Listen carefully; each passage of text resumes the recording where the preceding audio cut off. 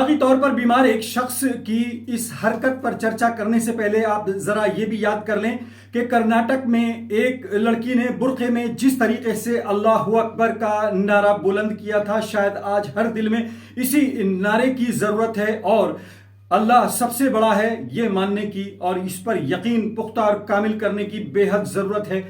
ये हाथ हम आपको दिखा रहे हैं, बिहार का एक बूढ़े सनकी का हाथ है ये, और ये व्हील पर, बुर्के पर, नकाब पर, एक मासूम बच्ची के नकाब पर आप देख रहे हैं। ये हाथ अकेला नहीं है, ये हाथ कोई हाथ नहीं बल्कि एक साजिश है, एक सोच है, एक गंदगी है, और इसके साथ कितने लोग हैं, कितनी सोच है, इस पर भी जरा आप गौर कीजिए और ये समझने की कोशिश कीजिए कि अगर फ्रांस के अंदर व्हील के ऊपर, नकाब के ऊपर चर्चा होती है, यूरोप के अंदर लोगों के अंदर बेचैनी होती है, संघ के अंदर अगर बेचैनी होती है, तो ये हाथ भी उनसे अलग नहीं है। आप इसको बहुत दिनों तक सेकुलर मानते रहे और मानते रहे कि ये विकास पुरुष है, आप भी ये मानते रहे कि ये कहीं ना कहीं आपका सहयोगी है, लेकिन इसने बार बार ये साबित किया कि इसके यहां पर वही है जो कहीं ना कहीं मक्खियों के भिनकने की वजह हो सकती है। जी हां, हम बात कर रहे हैं इस हाथ की जिसने इस मासूम बच्ची के नकाब पर न सिर्फ हाथ डाला बल्कि ये मैसेज दे दिया कि आपकी उसके नजर में अहमियत क्या है। आप आज इस वीडियो को, इस खबर को जरा गौर से, तहम्मुल के साथ देखिए और हां, आपसे रिक्वेस्ट है कि इस छोटे से मंच को आप सब्सक्राइब कीजिए।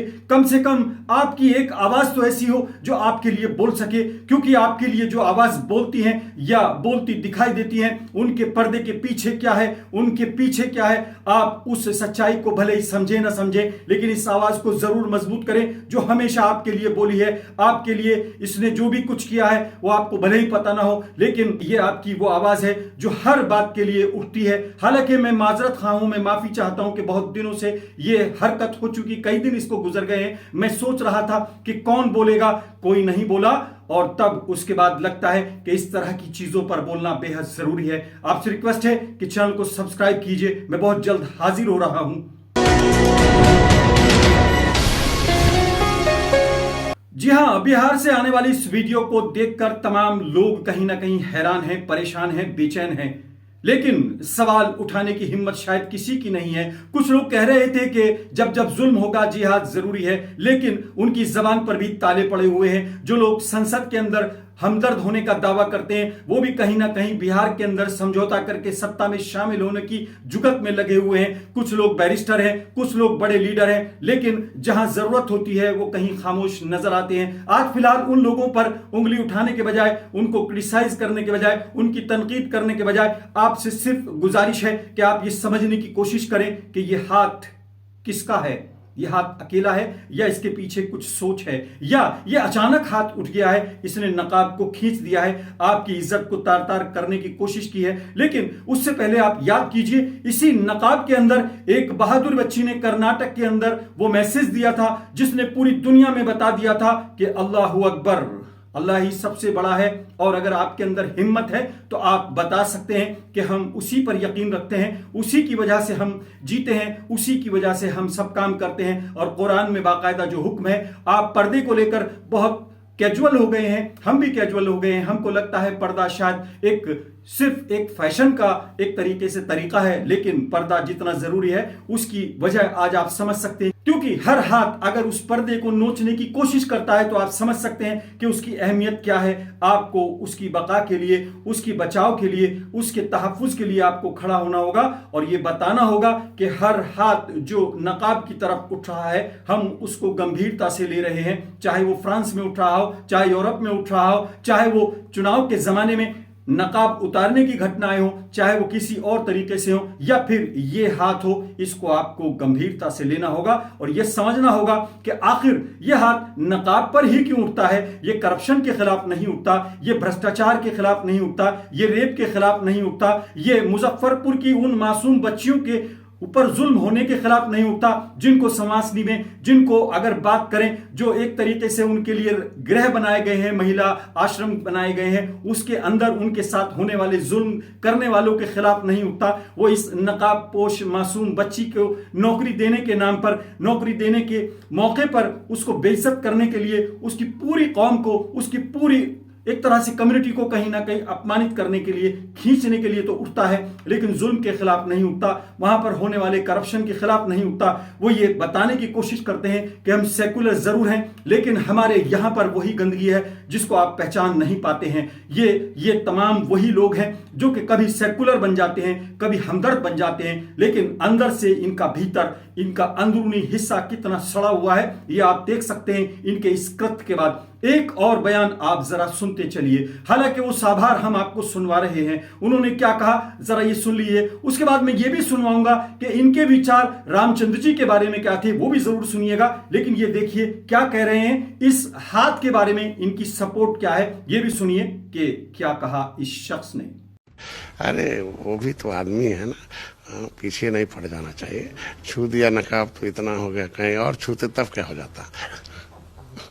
आप लोग तो अब नकाब पर इतना है, कहीं और चेहरा वरा छुआ जाता, कहीं और अंगुली पड़ जाती, तब क्या करते हैं आप लोग। जी हाँ, इस शख्स ने न सिर्फ इस हाथ का सपोर्ट किया जिसने नकाब खींचा था, बल्कि अपनी और ज्यादा गंदगी को उंडेल दिया है।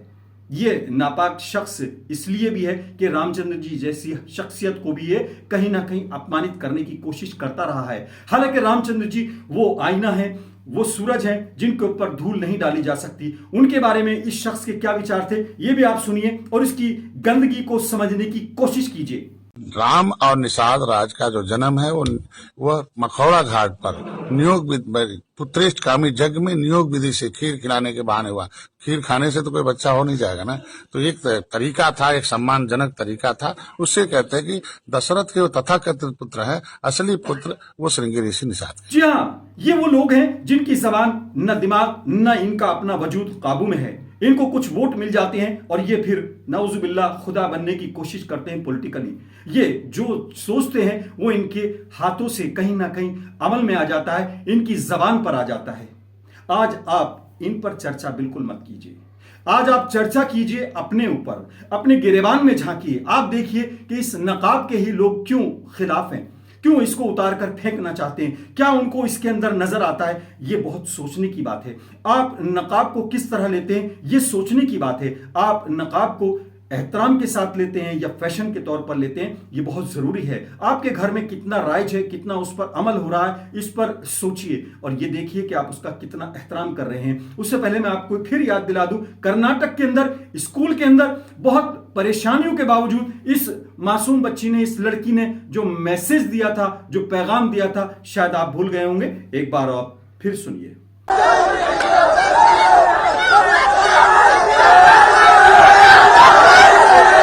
जी हां, नकाब एक जिम्मेदारी है, पर्दा ही नहीं, एक पहचान है, एक तरह से आपका एक तहफ्फुज है, आपकी एक सकाफत है, आपका एक कल्चर है, आपके लिए जरूरी है, आपके लिए शरई हुक्म है। हालांकि उसको लेकर बहुत बहस है, उसको लेकर बहुत से तरीके हैं। हालांकि इसको लेकर यह भी नहीं कि आप इसमें पाबंद हो जाएं। क्यों? क्योंकि नकाब एक जिम्मेदारी है, पाबंदी है, कोई कैद नहीं। आप इससे बाहर निकलने के बहुत से मौके देख सकते हैं। इसके बावजूद भी हजरत आयशा रज़ियल्लाहु ताला अन्हा ने बाकायदा मैदान जंग में ये बताया कि हमारी बेटियां कमजोर नहीं बल्कि वो कुछ भी कर सकती हैं। रजिया सुल्तान का नाम ले सकते हैं आप, और बेगम हजरत महल का नाम ले सकते हैं आप, और बहुत से नाम ले सकते हैं जो बहादुरी के लिए न सिर्फ जानी जाती हैं, पहचानी जाती हैं, बल्कि उन माओं को भी आप याद कर सकते हैं जो बेहतरीन परिवार को चलाती हैं, जो अपने बच्चों को सही तरबियत देती हैं और माँ की जो जिम्मेदारी है उसको पूरी तरह निभाती हैं। नकाब कोई ऐसा कैद नहीं है जिसको लेकर बाहर वाले लोगों को परेशानी हो जाए या जिनको लेकर ऐसा लगे कि उनकी सब कुछ खत्म हो गया है या उनका टारगेट सिर्फ वही है। क्योंकि कोई भी मजहब, कोई भी कल्चर, कोई भी धर्म ऐसा नहीं है जिसमें पर्दा न हो। आज भी हमारी हिंदू बहनें अपने घूंघट से अपने तमाम उसको एक तरह से कल्चरली मैसेज देती हैं कि उनका घूंघट न सिर्फ अड़ोसी पड़ोसी या और के साथ बल्कि अपने ससुर के सामने भी वो कभी घूंघट नहीं खोलती हैं। ये एक बहुत शानदार मिसाल है पूरे भारतवर्ष की, जिसमें हमारी महिलाएं, हमारी बहनें घूंघट करती हैं और एहतराम के साथ अपने पर्दे का एक तरह से तहफ्फुज करती हैं, बचाव करती हैं। क्या कोई उस घूंघट पर हाथ उठा सकता है? यकीन मानिए उसको देश ऐसा जवाब देगा। अगर कोई घूंघट पर हाथ डालेगा तो याद रखेगा। लेकिन सरेआम इस बूढ़े व्यक्ति ने अपनी गंदगी का न सिर्फ परिचय दिया बल्कि ये बताया कि जिस बच्ची का वो नकाब उतारने की कोशिश कर रहा है उस बच्ची की कम्युनिटी कहीं ना कहीं उसकी नजर में कमजोर है, क्योंकि उसको लगता है कि शायद इस बार उसको वोट इस कम्युनिटी ने नहीं दिया। ये उसकी कुंठा का सबूत है, ये उसकी उस कुंठा का सबूत है जो फ्रांस में होने वाली घटनाओं को पढ़ने के बाद उसके मन में उतावलापन होता है कि मैं भी ऐसा करूंगा। ये उसकी वो बेचैनी है जो बहुत दिनों से उसने पाल रखी थी, उसके उन सेकुलर चमचों ने पाल रखी थी जिनको लगता था कि अगर मौका मिलेगा तो हम ऐसा करेंगे। लेकिन यकीन मानिए कि अब शायद इनकी गंदगी का एक तरह से एक्सपोजर होना एक तरह से पीक पर आ गया है, यानी कहते हैं कि अब उनकी गंदगी पूरी तरह सामने आ चुकी है। पूरे समाज को समझना होगा कि अब उसको क्या करना है, बड़ी बड़ी बातें करने से बचना होगा, छोटी छोटी बातों पर भी नजर रखनी होगी और यह देखना होगा कि आपके आसपास क्या हो रहा है। और हां, बड़ी तल्ख बात और कह रहा हूं, खास तौर से अपनी ही कम्युनिटी के लोगों से, खास तौर से उन लोगों से जो नकाब ओढ़कर कई बार गलत कामों में भी जाते हैं। कुछ होटल्स के अंदर नकाब पोश लड़कियां जब मिलती हैं तो न सिर्फ वो शर्मिंदा होती हैं, उनके परिवार वाले, उनके माँ बाप, उनके बहन भाई शर्मिंदा होते हैं, पूरी कम्युनिटी शर्मिंदा होती है। और भी कई ऐसी बातें हैं जिन पर चर्चा करना बेहद जरूरी है। गिरेबान में अपने भी झांकना होगा और इस हाथ को भी पहचानना होगा कि यह हाथ अकेला नहीं है। कौन कौन इसके साथ है, कौन कौन इस मानसिकता के साथ नकाब पर हाथ डालने की मंसूबे बनाए बैठा है। और हमने आपको एक बयान सुनवाया था उस शख्स का जो इसके बारे में बड़ी बड़ी बातें कर रहा है। ये नकाब खींचने वाला हाथ आज है और ये बयान देने वाली जबान आने वाला कल है। आपको सोचना होगा कि आज को अगर आप महफूज कर लेंगे तो आने वाले कल में उस गंदी जबान से होने वाली जो गंदगी है उसको आप रोक पाएंगे। ये कोई अकेले उस मासूम बच्ची का प्रॉब्लम नहीं है, बिहार की उस बच्ची का प्रॉब्लम नहीं है, यह अकेले आपकी प्रॉब्लम नहीं है, पूरी कम्युनिटी की, पूरे देश की प्रॉब्लम है। अगर कोई नकाब को नोचेगा, घूंघट को उतारने की कोशिश करेगा, जबरदस्ती घूंघट को एक तरह से अपमानित करेगा, उसके बारे में सबको सोचना होगा। जो जबान नकाबपोश महिला बच्ची को अपमानित कर सकती है, जो मर्यादा पुरुषोत्तम श्री राम को अपमानित कर सकता है, जो ये कह सकता है कि श्री रामचंद्र जी तो नियोग से पैदा हुए थे। एक बार फिर याद दिला देता हूं, नियोग को भी आप पढ़ लीजिएगा, गूगल कर लीजिएगा नियोग क्या चीज है और फिर आपको समझ में आ जाएगा कि इस गंदगी भरे शख्स की गंदगी कहां तक जा रही है और ये क्या कर सकते हैं और क्या ये मंसूबे पाले बैठे हैं। ये अलग बात है कि भारत की जनता जागरूक है, ऐसे लोगों को कंट्रोल रखती है और यही वजह है कि अभी तक ये कंट्रोल है। लेकिन जब इनका मौका लगेगा तो ये ऐसे ही हाथ डालेंगे, ऐसे ही ये जबान चलाएंगे। आपसे रिक्वेस्ट है कि इस छोटे से मंच को जरूर सब्सक्राइब कीजिए, शेयर कीजिए, कमेंट कीजिए और एक आवाज को तो कम से कम अपने लिए मजबूत बनाइए जो कि आपके लिए खड़ी हो सके। क्योंकि दलाल बहुत हैं, कुछ किसी पार्टी के दलाल हैं, कोई कुछ किसी पार्टी के दलाल हैं। उन दलालों से बचने के लिए आपको सोचना होगा कि एक आजाद आवाज जो कि आजाद खालिद के साथ आप सुन सकते हैं उसको आप सपोर्ट कीजिए।